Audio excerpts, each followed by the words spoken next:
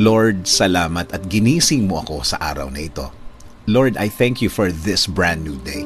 Thank you for waking me up. Salamat at nagising ako, Panginoon.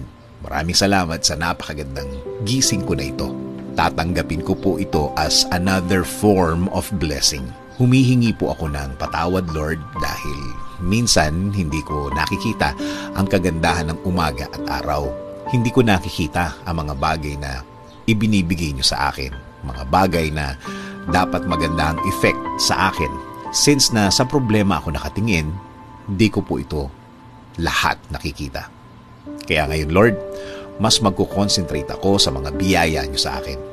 Mas ibubukas ko ang aking mga mata, ang aking puso, ang aking isip. Mas hahanapin ko ang kagandahan ng araw at kagandahan ng sitwasyon.